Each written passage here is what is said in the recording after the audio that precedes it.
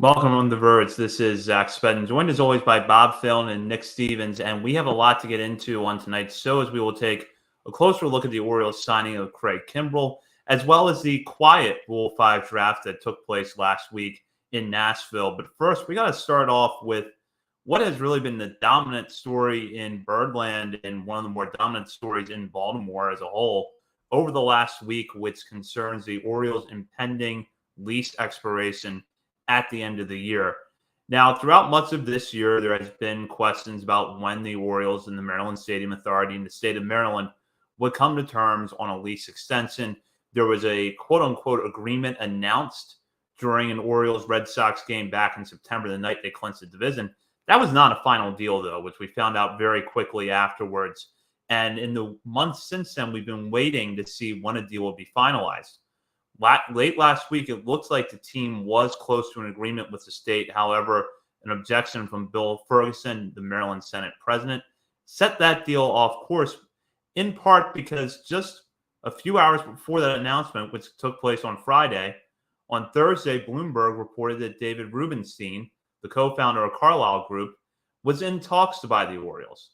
So we're going to talk a little bit about that tonight, and we're going to get into some of the latest news as well, which came on Wednesday when Wes Moore, the Maryland governor of Maryland, expressed optimism that the state and the team will reach an agreement before the lease ends at the end of this year.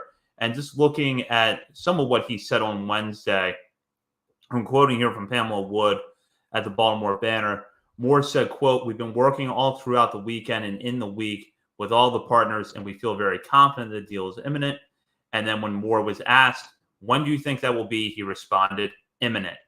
Of course, we still don't have a final deal as of Wednesday night, but we have a lot to react to here. And Nick, I'll start with you. You were out last week. Welcome back to the show. Now, pick apart this situation for us. I just got over COVID. I'd rather have COVID again. No, I don't really have many thoughts about the lease, to be honest. It's gonna get done. The Orioles aren't going anywhere. I honestly think it's a nothing burger, to be completely honest. I know some people are like, I'm not buying tickets until this is resolved, and it's a major issue. I just can't get worked up about this, to be honest. I haven't read anything about it until the stuff that you posted. I did watch Paul Mancano and Andy Koska and their conversation that you had posted in the outline there. I did enjoy their conversation. Without having any details, obviously, it just kind of feels like Angelos wants to be able to do more around the stadium with the property around the stadium. And it seems like this politician guy, I don't know who the other guy was in the Senate. I'm not a Maryland resident, so I don't know anything about Maryland politics or anything like that, but it seems like this is his district, right? Apparently. So I feel like maybe he's doing just politician things, and he wants final say. He doesn't want someone else coming in and taking over control and doing things that he doesn't want done in his district. I don't know. I just think at the end of the day, like it's a big nothing burger. It's going to get done. I mean, maybe there are bigger issues here, but I don't think Major League Baseball wants the Orioles to leave. I don't see them leaving anytime soon. The Nashville jokes are so old and played out at this point. I just want actual baseball in the field to talk about at this point, to be honest.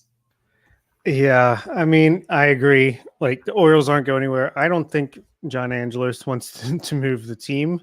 I don't think it makes sense in any way, shape, or form. There's going to be expansion probably relatively shortly in Major League Baseball to 32 teams at some point.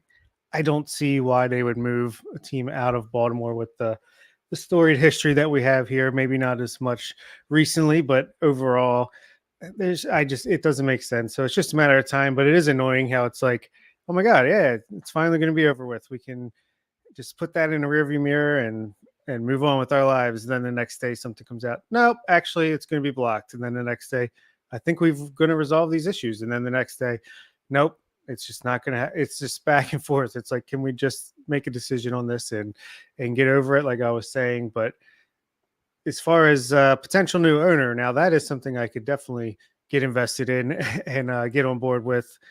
This David Rubenstein, he seems like a good candidate. He's got a nice little net worth there, 4.6 billion or something like that, more than double what John Angelos was apparently worth, just based off of what I saw. And you would think, as a Maryland resident, I guess, and grew up in the area himself, that he'd be invested in the team's success. Hopefully, if he does buy the team, he would just continue to let Michael Elias and company do their thing and just give them more money to play with. That would be the dream. So we'll see what happens, but it's never a dull moment in Birdland. It's the off season. We've only signed one pitcher, a reliever, and yet I feel like we've been in the news every other day. Yeah, just give you a little bit more background. Rubenstein, the Baltimore native, worth a reported $4.6 billion according to the Bloomberg's Billionaire Index. And then just to get a little bit deeper into some of the objections that are in play here from Maryland Senate President Bill Ferguson, he issued a statement on Friday, and I'm quoting from the Baltimore Sun.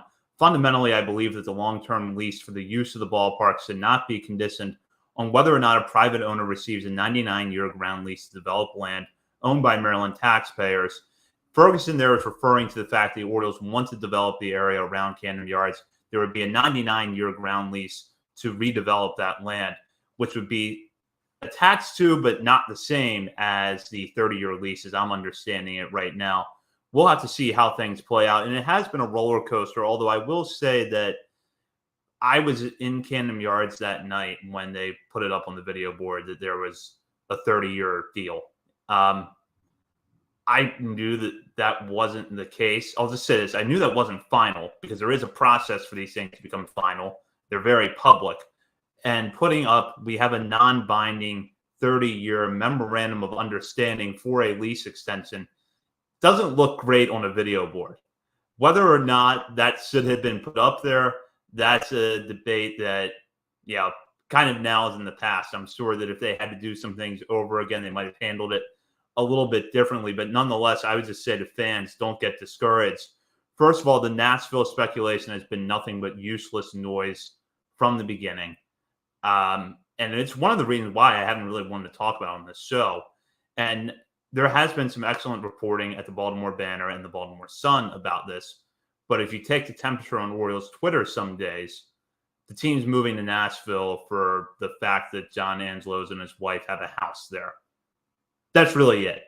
So calm down that stuff a little bit. Calm down the rhetoric. It's not unusual for these things to go down the wire, whether it's in Baltimore or anywhere else.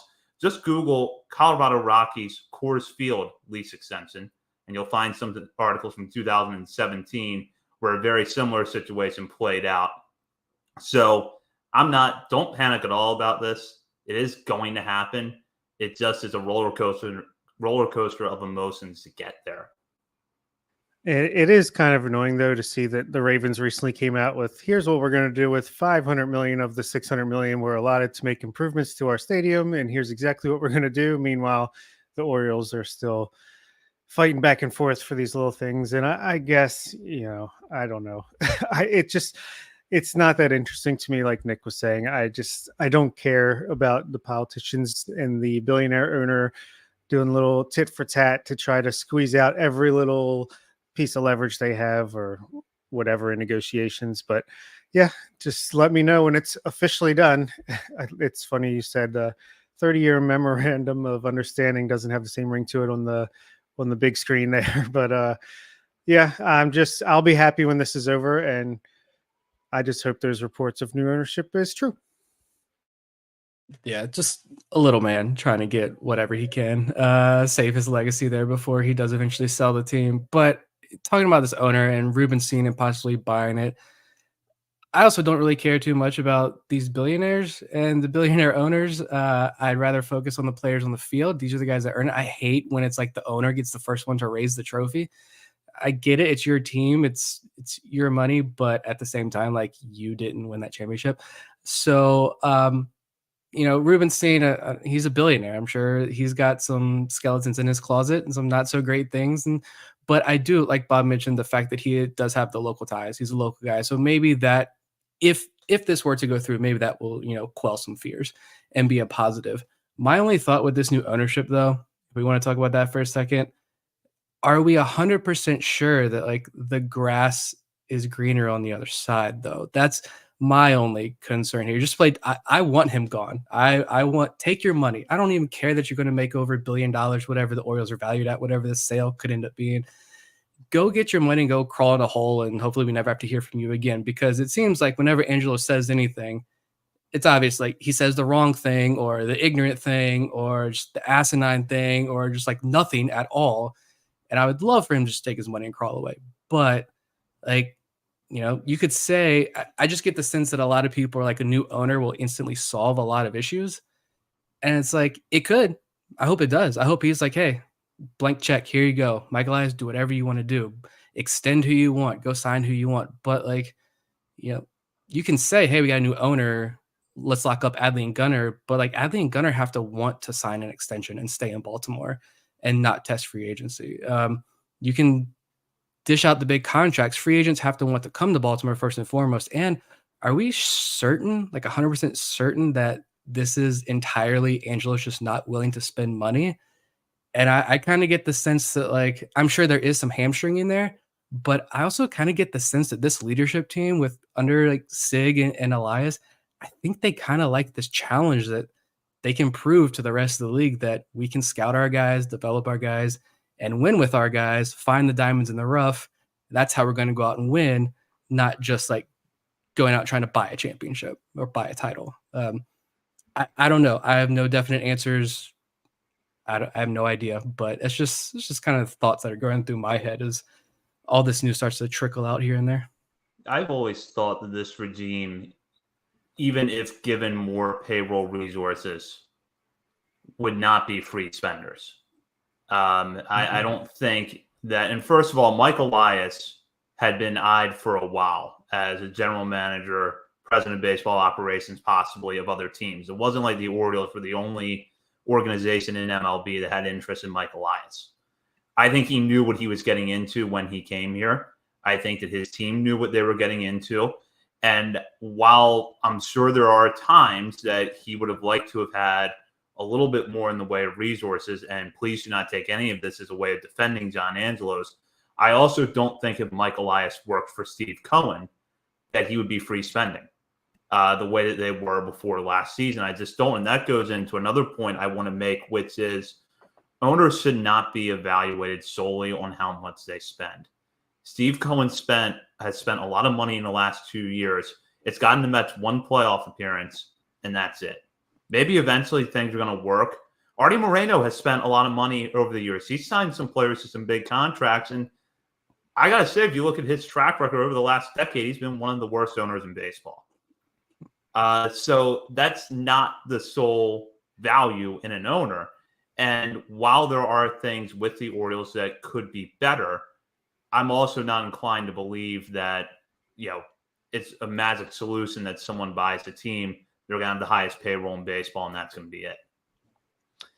Yeah, all that is 1,000% fair. I think you nailed that. So I won't even reiterate what you've already said, but it's, we all want John Angelos gone. We want the Angelos family to not own the Baltimore Orioles anymore. I think that's fair to say as Orioles fans, probably 99.9%. But he did bring in Mike Elias. He did let him do his thing. I don't think he said, hey, Mike Elias, I want this player. I want a high name veteran player, to get these fans in the seats. No, he let Elias bring in the international stuff, build the new establishment and the Dominican Republic Academy that I think should be done relatively soon. Look what we have now. And I'm not saying that John Angelos really did anything other than say, I'm not going to have anything to do with that part of it. He's put his foot in his mouth every time he talks about something that he does have something to do with, but he did bring in Mike Elias and let him have control of the baseball stuff. And it has worked out brilliantly so far. And while I do think since Rubenstein is local and he probably maybe his, want to own the Orioles has a lot to do with what Mike Elias and company have done as he's paid attention over the past few years. But who's to say, a lot of times a new owner comes in, I don't want anything to do with what was already here. I want to do my own thing, put my own stamp on things. Would he shake things up as far as what we already have going good right now? Would he make changes there? I would probably guess no, but you just never know. We don't know the personality of him, even though I think he's got some kind of YouTube or TV thing. He's apparently got a somewhat public presence, but I don't know anything about him. Yeah, so a lot of unknown, at least with John Angelos, we know Mike Elias pretty much has free reign to do whatever he wants on the baseball side of things, and it's worked out brilliantly so far. So change something. Hopefully the baseball stuff stays the same at least. Yeah. It's a good. Go ahead, Nick. I was going to say he does get points for me, Rubenstein. That is, if this is the potential buyer, because shout out Connor. I was listening to Locked On this morning. I was catching up on some episodes, and I think it was a couple of days ago when he talked about this. But that's where I learned that apparently Rubenstein bought an original copy of the Magna Carta, and as a history nerd, former history teacher, you know what? Just if you're going to be the owner and you want to bring some of those historical documents and have like a nice little history section over here in Camden Yards somewhere, like I'm down and I fully support this move. I just thought that was a cool fact. I don't know. I'm a serious history nerd, so he seems good in my book, at least on the surface. We'll move on now to some on the field news as the Orioles agreed to terms with Craig Kimbrell at last week's winter meetings. And with the signing of Kimbrell, which is a one-year deal that includes a club option for the 2025 season, the Orioles have found their pitcher to replace Felix Bautista, who will be recovering from Tommy John surgery and will miss the entirety of the 2024 season. Kimbrell comes to the Orioles with a long track record that goes back to his rookie season with the Atlanta Braves in 2010. He currently has 417 career saves and has struck out 1,192 batters and 757 in a third innings pitched. A former Rookie of the Year winner during his time at the Braves. He also won a World Series in 2018 with the Boston Red Sox. Now, you look more recently, and it has been a little bit of some ups and downs. In 2021, he had been excellent with the Cubs before being traded to the White Sox at the trade deadline, where he really struggled. He rebounded with a solid season in 2022 with the Dodgers, and then was an all-star for the Phillies last year, putting together a good regular season, but then things melted down for him in the NLCS against the Arizona Diamondbacks, as he had an ERA of 12 in 4 games while walking 4 batters in 3 innings pitched. A couple of meltdowns there in that series as the Phillies fell to Arizona in the NLCS. So the last time we saw Craig Kimbrell on the mound, things didn't go very well, but there's no denying that he's got a good long track record, brings a veteran presence to this team, and would seem to be, at least on paper, a reasonable replacement. There's no replacing Felix Bautista, but a reasonable signee to replace Felix Bautista and fill the closer's role in 2024. So, Bob, I'll turn this over to you. What are your thoughts on this signing? I thought it was solid. I mean, I think he helps the Orioles bullpen. I like that he's a veteran closer with experience. He's kind of like the Kyle Gibson version of veteran presence. He's been around. He's came up as a big time prospect, I believe, or at least, as far as a reliever goes, had success early, has been around a game and winning teams for a long time. He's got playoff experience, whether or not, it's the best results of all time, could be not even debated. He doesn't, but he's had some success in there as well with his failures. And I actually kind of like the fact that they're saying he's going to be the closer, because I think, the closer doesn't always have the highest leverage situations anyway. So yeah, let him have the 9th inning, and hopefully DL Hall, Yanier Cano, Tyler Wells, whoever, some maybe potentially better or at least better suited guys for tougher situations can kind of, I don't know, stand out in that capacity. But I'd still like to see them go out and get another reliever, whether it's through a trade, a free agent, or even, striking the waiver wire, as we tend to do. But I do like Kimbrell as a pitcher. He's going to be 36 years old, but still strikes out a ton of batters. I saw his Stuff Plus numbers were still excellent based on Eno Saris and some other stuff. I saw Alex Fast retweeted some Stuff Plus numbers, and they were all looking really good. He's a 2-pitch pitcher and seemed to be working for him. Home runs have been his issue for the most part, and now he's in Camden Yards, which apparently just eliminates all home run problems for any pitcher ever. So should be better there.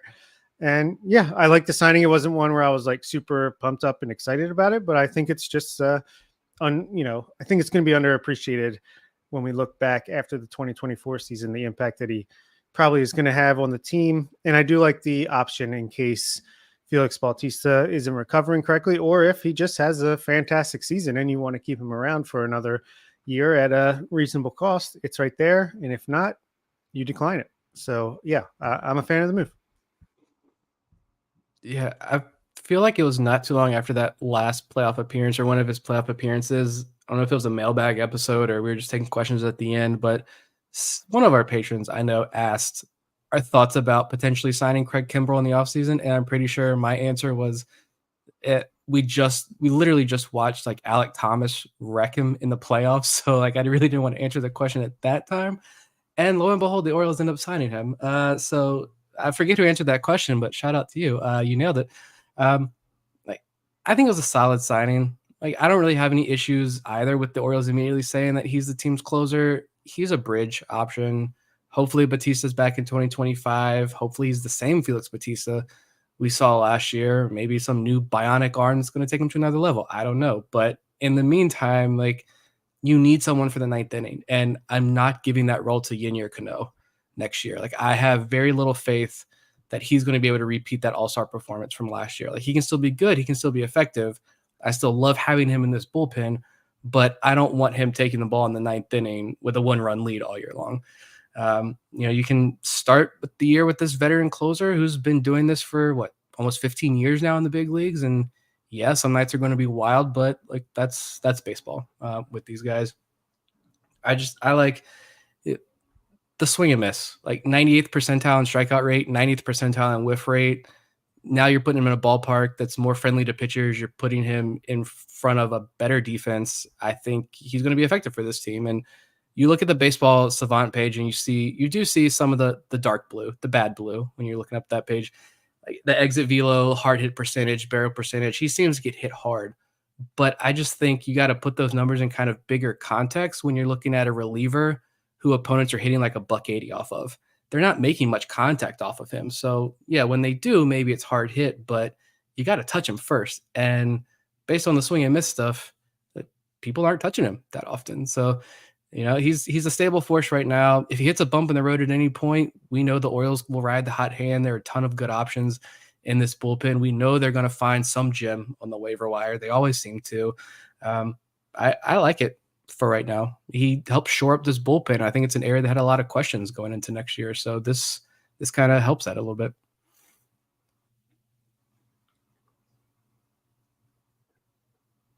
Yeah, Nick, I remember that episode you're talking about. I think it was Justin that submitted that question. And sorry if I have that wrong, but I remember at the time I was not really enthusiastic about it just because Kimbrell, as I pointed out in the intro there, and as we've all three talked about now, has had his ups and downs. And when things are bad for Kimbrell, they are really bad.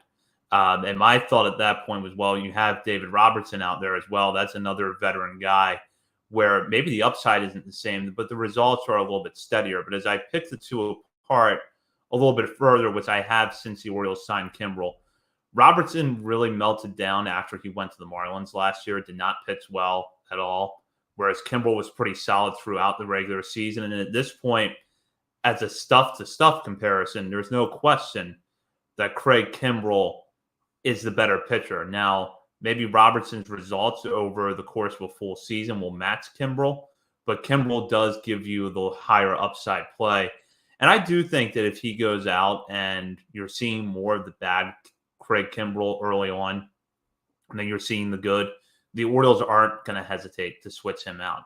If they feel like there's someone in the back end of that bullpen that can do a better job, where there's multiple options to possibly complement Kimbrell in that back end role, I don't think they're going to hesitate to switch him out just because they signed him as a free agent this offseason.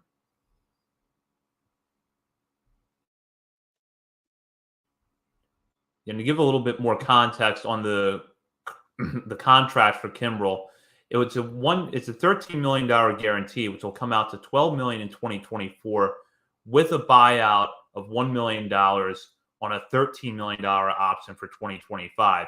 So this either could turn into a 2-year, $25 million contract if that option is picked up, or a 1-year, $13 million deal if the Orioles decline that option. Obviously, we'll have to see how things play out, but I'll throw this question out to both of you, starting with Nick. Where does the offseason go from here for the Orioles? The $1 million question, hopefully a multi-million dollar question, multi-year, multi-million dollar question. I don't know. Like, hopefully it's some sort of trade. I'm assuming we're kind of waiting for more chips to fall before we start seeing more of the bigger trades. Yamamoto and some other free agent pitchers still roaming out there. I don't know. Listening to more and more things and reading more articles and stuff this past week or so, I feel like I'm becoming more and more in the minority and thinking that like DL Hall should just be in the bullpen next year.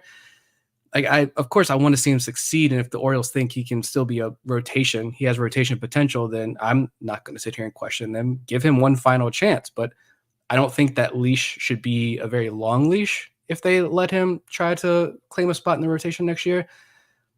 I think having Kimbrel, Ynier Cano, Ciano Perez, Tyler Wells, and DL Hall in this bullpen, among some other names, but you got a core there. I really love that bullpen. I think it's fantastic. Tyler Wells has been great as a starter and reliever, but he's hit a wall 2 years in a row now, and he's pushing 30 at this point. So I know he doesn't have a ton of mileage on the arm. He's not, a 30-year-old who's been in a major league rotation for the last 6-7 years, throwing 150 to 200 innings a year. But at the same time, he's not a young chicken anymore. So I just think that you have Wells and Hall in the bullpen with these guys you already got. I love the bullpen. Now you've got Bradish, you've got Grayson, you've got John Means, you've got Dean Kramer, you've got a collection of guys competing for the fifth spot. You need to shore up the rotation. I'd like to see them go out and sign. We talked about the other week a Lucas Giolito the back end of the rotation. I wouldn't mind seeing that, although those options are now starting to come off the board here fairly quickly. And it seems like the Royals are trying to grab up all of these guys right now. But I'd like to see the Orioles go after one of those types of arms to shore up the back end of the rotation.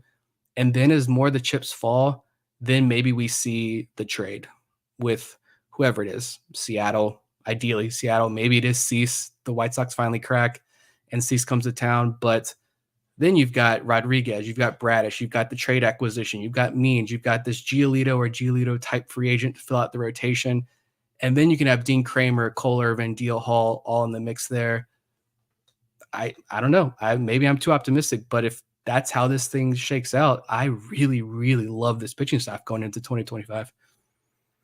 Yeah, and it's already a pitching staff that had a ton of success last year, and the only person we really lost was Kyle Gibson, if I'm not mistaken. So, yeah, I don't understand.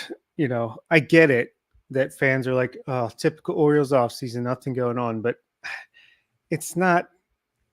I don't know. Any team, I feel like 25 out of the 30 teams almost, you can look at their offseason and be like, oh, nothing's happened yet. Well, it's very early in the offseason. The baseball offseason drags on into late January, early February. I feel like the Orioles are going to do something in January. I would love to sign Shoto Imanaga. I want that left-handed pitcher from Japan and get him in here. I don't know if he's going to be in the Orioles budget. Maybe if there's a change in ownership before the offseason ends. No. But I do think there will be that trade. I think the cards have to play out. You got to get Yamamoto signed. You got to get Blake Snell signed. And then I feel like once these pitching staffs can be placed together, then the Orioles can have a better idea of who to trade and for whom. And I think they'll sign a pitcher. I think they'll trade for a pitcher. And I think you'll see some combination of Austin Hayes, Ramon Urias, Kyle Stowers, Dean Kramer, just, that bunch of guys that are kind of, either getting past their prime with young guys coming up behind them or guys who don't have much of a opportunity here anymore. I think there'll be some combination of at least a couple of those guys traded for another bullpen arm, maybe not one as established as Craig Kimbrell or some big name Devin Williams type, but just a guy who you can bring in and feel confident with. And Dylan Tate is seemingly healthy, so you can't count on him, but hopefully he is able to at least pitch in 2024. And if he can pitch like he did in 2022, then should be helpful as well. The trade market is moving really slow right now. From all of the rumor mill leading up to the winter meetings, it seemed like at least someone was going to go. And you look now, Corbin Burns has not moved. Shane Bieber hasn't moved. Dylan Cease hasn't moved. Tyler Glasnow hasn't moved, although there's some traction as we're recording this that maybe he's going to the Dodgers. We'll have to see how things play out. But the offseason's far from over if you're looking at that part of the hot stove. The pitching market for trades has not really moved here in the last few weeks. So there's still plenty of time for the Orioles. We'll see what they do in terms of free agency. I don't know how much they're going to go out and add in that area. I do think they add at least one more reliever, but I wouldn't be shocked if it's through a series of 3 or 4 waiver claims where they hope that one of those guys sticks in spring training, or that it's a reliever who flies under the radar that is maybe part of that trade for a starter, someone who's cost controlled, doesn't have a lot of major league experience, but pitch data-wise fits the Orioles model, and they want to see what they can do with him. I don't have a specific name in mind for that, full disclosure, but I do think that could be a possibility. It wouldn't necessarily be dipping into the free agent market again to get a setup man or a mid-innings reliever. We need Blake Snell to go back home to Seattle. Well, he was just at a Seahawks game the other night, Sunday night or Monday night game they had, the 12th man or whatever Seahawky thing they do out there. But go home to Seattle. And then you know what, Jerry DiPoto, let's talk. Because you bring in Blake Snell, you got a ton of pitching and you don't have very many high quality bats. You got to surround Julio Rodriguez with somebody. Let's make that deal with Seattle once Blake Snell goes back home. Give me Brian Wu. Give me literally whoever. I don't care which guy in that rotation it is. Give me any of them. And let's have some fun in 2025. Or get Tariq Skubal and Jason Foley from the Tigers. That might cost us quite a bit, but I mean, there's always options out there, exciting and otherwise. Yeah, Brian Wu would be fantastic. Imanaga and Brian Wu, call it a day. We're good. It's just it's not gonna be. I know a lot of people want Burns, right? I rather have Peralta, to be completely honest. They're not going to trade. Yeah, they're not going to trade for the guy with 1 year. Elias, I feel like is ready to pull that trigger and trade some prospects for pitching, but I feel like he's got to work some of these teams down a little bit from their asking price because he's not trading Jackson Holiday. I don't think he wants to trade Kobe May or Samuel Basayo. I'm not saying they're untouchable, but I think he would obviously. There's so much depth in this system. You can pull off a package for pretty much anybody without trading away one of your top 3 guys.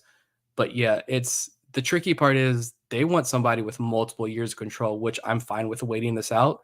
Like Elias said, the trades don't have to happen at the winter meetings. They don't have to happen before Christmas. There's no specific deadline. These are ongoing discussions.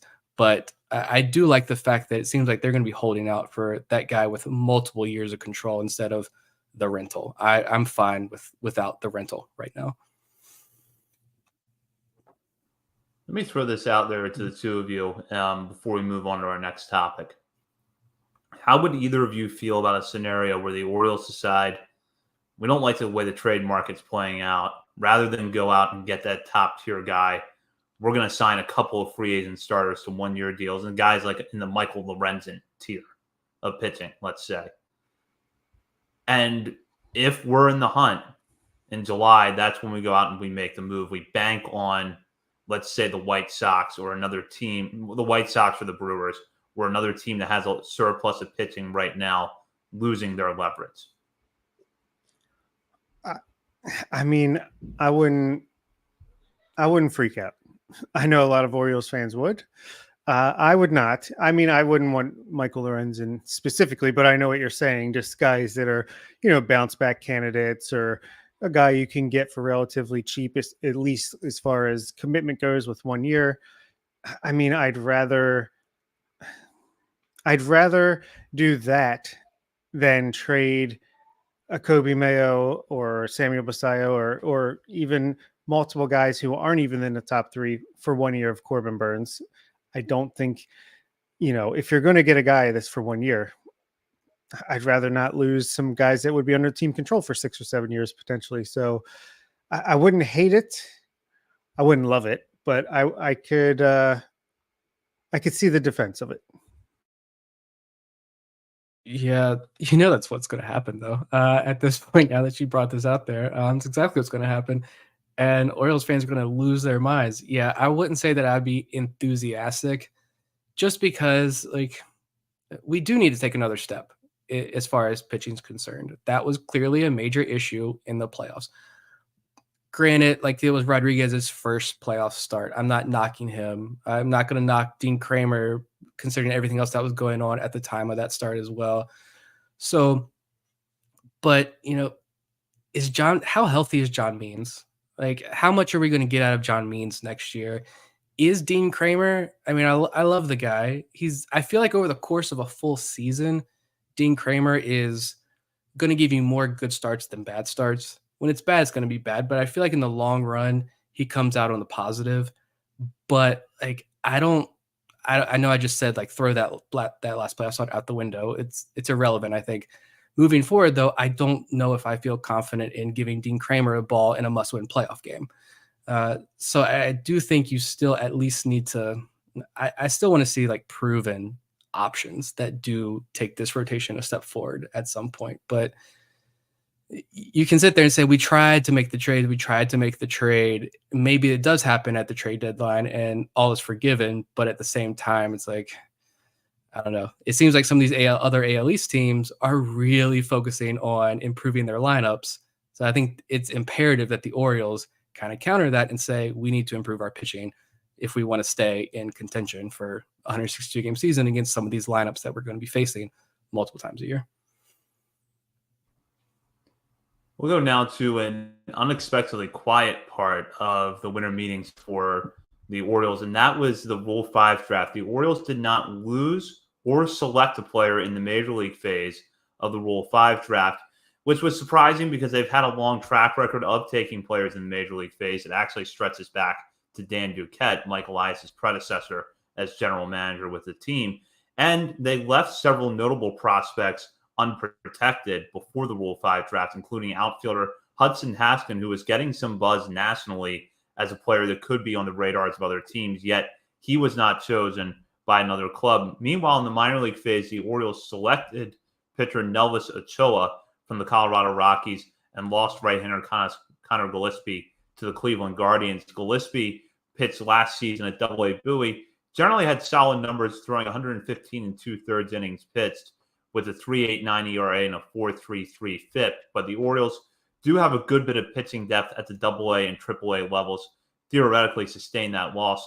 Ochoa, meanwhile, pitched last year in the Dominican Summer League for the Rockies, throwing 34 and 2/3 innings with 37 strikeouts and a 3.92 FIP. So, Nick, I'll start with you here. Quiet Rule 5 draft, the quietest one we've seen in several years here in Baltimore. What are your thoughts on the Orioles, one, not losing or picking anybody in the Major League phase, and then the little bit of activity we saw in the minor league phase? I think this tells you that this minor league system is overrated, right? These guys aren't that good. Nobody wanted them. No, I don't know if anybody even jokingly said that on Twitter or not, but I could see somebody saying that. No, I didn't see any of these guys getting selected, even Hudson Haskin, just because you're relying on a guy. It's quite not just for the Orioles, for everybody. This is only 10 picks in the Major League phase. But I just think if you draft Hudson Haskin, first of all, it's a lot easier to hide the pitchers. You hide the reliever, you send him out for to get that final out of an inning. He doesn't have to face 3 guys. He closed out the inning. You can take him out of the game. You can still hide these guys and work them in pretty slowly. But hitters, if you're going to draft an outfielder, you're going to need them to be a defensive replacement. You're going to need them to add value on the base paths or something. I didn't see a team willing to take a guy with multiple hamstring issues last year and hip surgery that ended the year. Like I think those are a lot of big red flags. And not to say Haskin is like a bad prospect anymore at this point. I still think he's a fine prospect. I do think the injury concerns are pretty valid with him. And like I'm kind of knocking him down my personal list, I think, a little bit moving ahead to next year. But at the same time, like I just didn't see any team trying to take these guys. As far as who the Orioles lost, like Gillespie, good story. And the funny story, like the first 3 years he only pitched for Aberdeen. It was Aberdeen's short season in 2019, and then no 2020, and then 2021 he's back in Aberdeen because they're the high affiliate. 2022 he's back in Aberdeen again, and then he finally gets out of Aberdeen for the first time in his career and has actually a really good year with Bowie. But yeah, you talk about what his upside is. I don't think it was super high, obviously. He's a local kid. He went to high school right down the road from where I live now. So, and then went to VCU. So shout out to the local kid. But I don't think as far as like, prospect status or anything, the Orioles lost much there. I do like Ochoa. I love the minor league phase of the Rule 5 draft, honestly, the most, just because it's a chance to add, your Ignacio Felizes and these guys. And yeah, they don't pan out. I think one of the guys last year, Alfred Vega, has already been cut at the end of the season. So, like, yeah, these guys they're left unprotected in the minor league phase for many reasons. But Ochoa, like, he was signed by the Rockies in 2019, back when that was the J2 signing period. So he was signed over the summer. So he wasn't supposed to make his pro debut in the DSL until 2020, which there was no DSL season in 2020. So he didn't get his career start until 2021, pitching the DSL. Doesn't pitch in 2022. I don't know if you guys looked this up or not. I didn't see anything. He missed the whole year. I'm assuming due to some kind of injury, Tommy John or what, I don't know, but he didn't pitch in 2022. 2023, he's back in the DSL. He's still only like 20 years old. So you can stick him down in the FCL in Sarasota to begin the year and see what he does. And maybe this was a guy who was on Kobe Perez's list back in 2019 for that first international class under Perez. And now you got an opportunity. You really liked him then when you scouted him. He's still 20 years old, still plenty of time to develop him. And maybe they really liked his stuff. And now they get a chance to see what they can do with him. It's another fun name for us to follow. And hopefully we get to see him in Delmarva at some point next year. Yeah, that is also my favorite part of the Rule 5 is the minor league phase. I mean, usually when you lose a guy, it's like no big deal. But for some reason, when you get a guy, it's like, hey, we could have control of this guy for X amount of years. Like we can actually develop this person. And especially when you trust the player development system in place, like we do with the Orioles right now, it's like, okay, interesting. That's why I was excited. And I'm pretty sure we all were for Mr. Vega this coming season. Didn't work out, but it was worth a shot. And same thing with this guy, Connor Gillespie. I'll never forget him just because someone my wife works with grew up with him. So I don't know. There was like that weird sideways connection thing. But yeah, I mean, he was a solid player, but a solid pitcher, especially. I still think he could, potentially do something in the major leagues at some point. But I have my roster predictions written out for, all the minor leagues for 2024 early, getting a head start on that. I have like 20 pitchers written down for AA. And he wasn't even one of them, just because I'm like, I can't just keep putting people on here. The depth at that part of the system is just extreme. So I don't, nothing against him. I just don't think it's going to be much of a loss there. And I did think the Orioles would lose someone in the major league portion. I didn't think it would be Hudson Haskin, and I couldn't tell you specifically who I thought it would be. I just thought one of the pitchers might go, whether it was Gene Pinto or why am I just forgetting the guy we got from the Pirates last minor league Rule 5 that we also thought would be protected on the 40-man, but him or McGough. Yes, Trey McGough or Kyle Bronovich or Zach Peak or someone. I just thought one of the pitchers could go, because like Nick said, that's the easiest place to hide somebody. I saw McGough and Garrett Stallings as the wild cards, and the only reason Stallings was on my radar was that a team drafting him knew that would know that they were getting somebody who has a track record of durability and could give them innings at the back of the rotation or in a bulk relief role. But then when we had Vivek on and we were looking at his spreadsheet a few weeks ago, I thought there's some guys in here that have really good stuff that were left unprotected that I would put ahead of my list, put them ahead of Stallings, McGough, Gene Pinto, Ryan Watson on my list. I'm not as sure now that a player is going to get chosen unless it's an organization that has had their eye on that specific pitcher for a while. So as the Rule 5 draft came up and it went through without a pitcher being taken, I was not surprised at that point. But after the Orioles initially left some of those guys unprotected, I thought one of them would go. But I do think it creates in the Orioles system heading into next season, you are going to have a little bit of that backfill that we saw last year, where some guys who statistically looked like they deserve the bump up to the next level. And the two names that come to mind were Justin Armbruster and Gene Pinto. I thought Armbruster could have started at Norfolk. Pinto had a decent case for starting at Bowie. Both of those guys repeated levels they had ended 2022 at, and then advanced a little bit later in the year. I would expect that that's going to happen again, where you have some pitchers that are forced to be a level lower than they otherwise would be, because between adding to the major league roster and carrying some of the surplus depth that you had last year into 2024, not everyone can move up.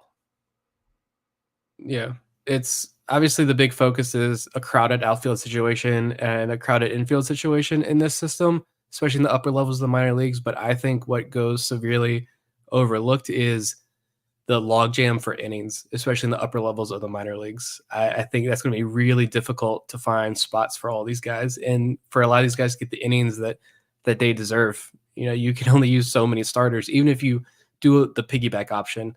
That especially in Bowie, you had Alex Pham and Gene Pinto piggybacking together. The Orioles do that a lot down in the minor leagues, but even doing that, you still got a logjam, and trying to figure out what these rosters look like in a couple of months and who gets what innings, it's not going to be an easy task this year. Yep, 100%. We'll wrap up kind of by taking a look at the American League East as a whole, because things have been busy. The Yankees acquire Juan Soto in a deal from the San Diego Padres. Meanwhile, you have the Rays reportedly shopping Tyler Glasnow, possibly Randy Arozarena. There have been reports of the Dodgers in talks with the Rays about Glasnow, as well as Manuel Margot as a possible pickup. And then the expectation coming into this offseason, but we haven't seen it just yet, is that the Red Sox were going to spend to try to improve their major league roster. So it looks like at this point, every team in the American League East is going about it a different way. Toronto reportedly took a big swing and got somewhat close on Shohei Ohtani, but didn't sign him. The Rays, meanwhile, probably selling some of their major league roster, but they'll do it the way they always do it, which is that they'll still have enough depth there to be competitive. So, Bob, I'll start with you as in this final segment of the show. What do you see as the state of the American League East right now? I don't know yet. It's very weird. I was definitely glad that Shohei Ohtani did not sign with the Blue Jays. I thought that was fun to watch those fans freak out this past Saturday, get excited and then have their dashes or hopes dashed, I should say. And now they're going to boo him every time he's up to bat, which whatever. It sucks that Juan Soto is on the Yankees, but I love that the Yankees lost so much of their pitching depth. They are just constantly getting rid of really solid pitching options for these short-term solutions, like they did it last year with the trade with Oakland for Frankie Montas, or maybe that was even 2 years ago. But I just love to see that. Hopefully Juan Soto does not sign an extension with the Yankees. He is a Boris client, so it'll at least be up for bid for the free agent. We know he'll go in the open market, whether he goes back to New York or not. Hopefully not, but he will be incredible for them. Just hopefully between him and Judge, one is injured and one gets pitched around. I don't know. The Red Sox, who the heck knows what they're doing? The Blue Jays, I think I saw that either Bo Bichette or Vladimir Guerrero could be traded this offseason, especially if they would have landed Ohtani. I guess if they sign another super high price free agent, that could be the case. They don't scare me for some reason. Tampa Bay, they'll probably be like the team that they get rid of Arozarena, Glasnow, that the third baseman that I think is also on the block. They'll lose like half their team and still be one of the best teams in the division next year, just based off of Junior Caminero and just really solid, fundamentally organization that they are with guys constantly coming up. So yeah, unless the Yankees get Yamamoto and make some other moves, I'm just not scared of any team in specific as far as the Orioles are concerned, contending for the division again. But yeah, there's still plenty of ways to go where, the Yankees could get Yamamoto, the Blue Jays could, I don't know, trade for some awesome player. The Red Sox could. What the Red Sox are weird. I have just no idea what is going on in Boston, and I love to see it. But no, it's interesting. But I'm not scared of any other team in the East.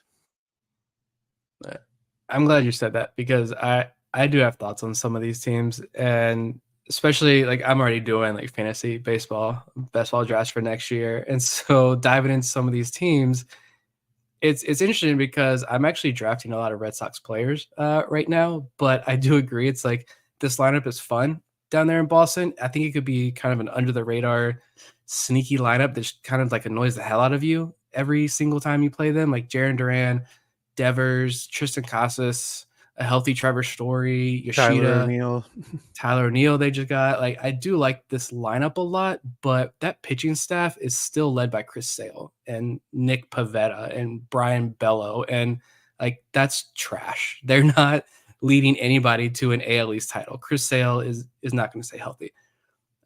New York, I'm not afraid of the Juan Soto signing as far as like changing the fortune of this team. Like, he should put up massive numbers at Yankee Stadium. That does stink. But I think the Padres made out pretty well in that deal, all things considered. And I think they pulled AJ Preller. AJ Preller can't trade at the deadline. He fails miserably at the deadline. But offseason AJ Preller, I think, is a mastermind, to be honest. He pulled that trade off at the right time because now Juan Soto has watched Ohtani go out there in the market and get his deal. Not saying Soto's going to get $700 million, but I don't think the Yankees are going to get Soto again next year. We know Stanton's going to be on the IL multiple times. Alex Verdugo doesn't strike fear. He's a fine player, but he's not like going to change the game for you. For me, with the Yankees, it's the pitching. Like, you're going to have to get Garrett Cole to repeat his Cy Young performance again this year. And can you really rely on Carlos Rodon and Nestor Cortez being healthy for you all year?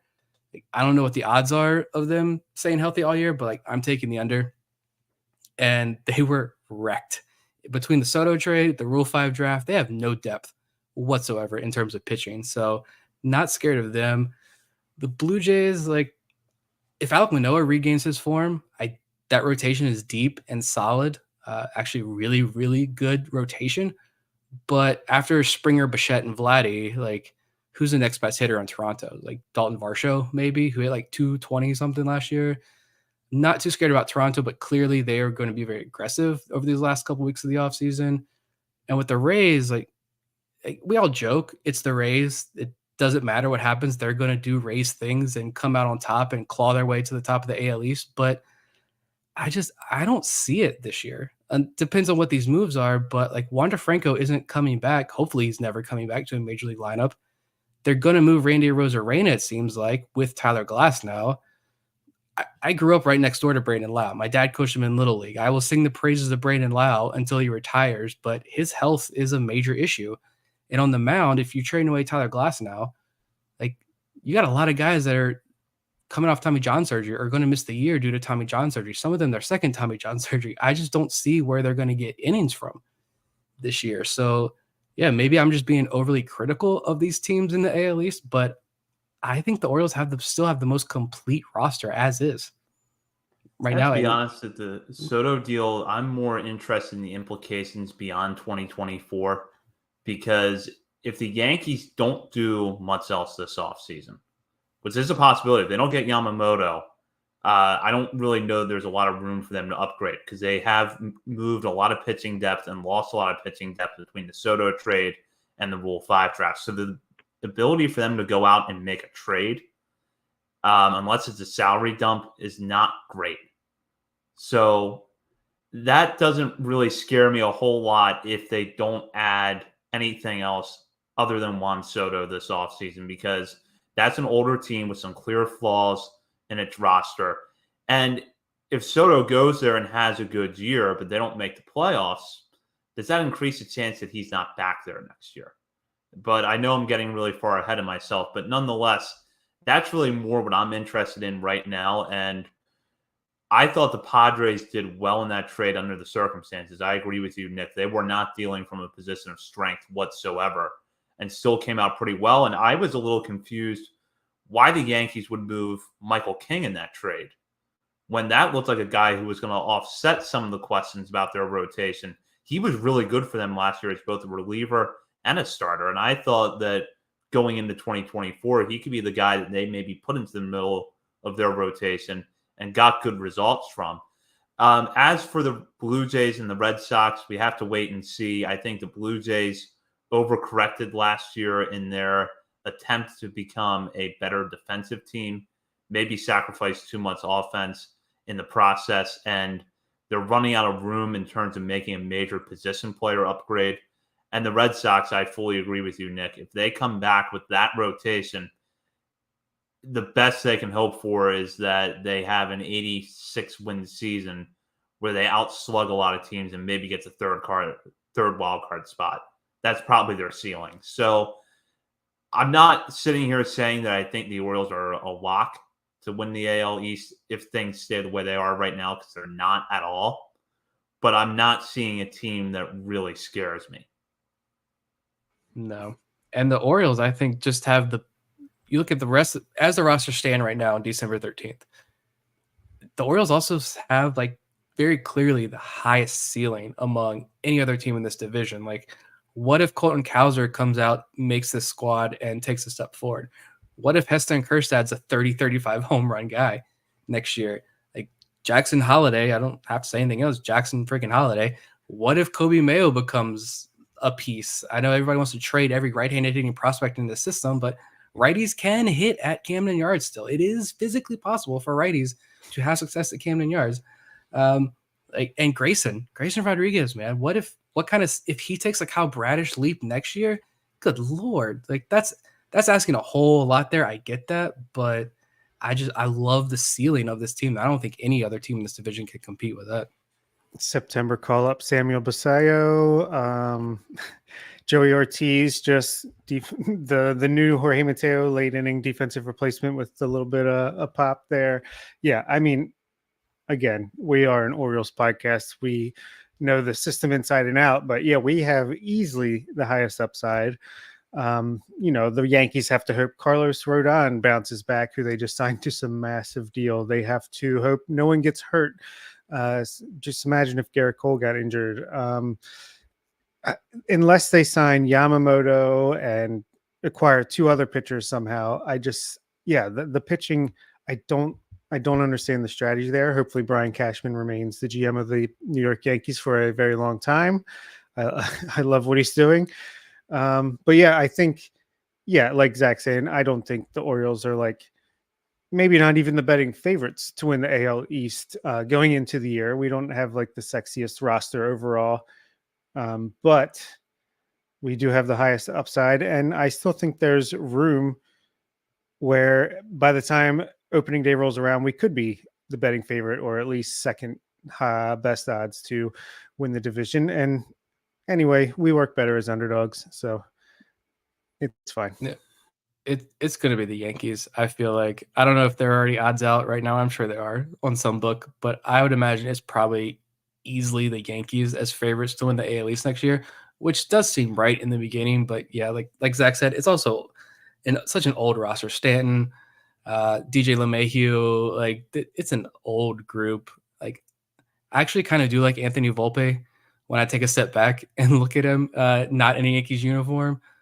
But at the same time, they got some good young pieces. But at the same time, like Jason Dominguez, I don't know what he's going to be able to do next year. Didn't he have like UCL damage or something? Like the Yankees are definitely scary in a sense. But yeah, I think it's definitely going to be not an easy division. It's going to continue to be one of the toughest divisions in baseball. But again, I just think this Orioles team, despite what some people may think, I think they're the most complete team in this division still as of right now. I'm not going to lie. If the Blue Jays would have signed Shohei Ohtani this past weekend, I might be singing a different tune just because it would have been like, okay, the offseason starts. Juan Soto to the Yankees, Ohtani to the Blue Jays. That would have been like, oh, shit. But yeah, luckily that didn't happen. So I can still feel a little bit optimistic right now. Certainly have a lot of offseason to go, but for now, feeling pretty good about where the roster stands here at Orioles on the Verge, and that does it for this week. We will be back next week, and we'll have some mailbag questions from our listeners as well as some other topics to get into. In the meantime, you can check us out on X, Facebook, Instagram, and TikTok. And while you're browsing around the internet, be sure to check out the other podcasts on the Believe Network. For Bob Phil and Nick Stevens, this is Zach Sped, and you've been listening to Orioles on the Verge.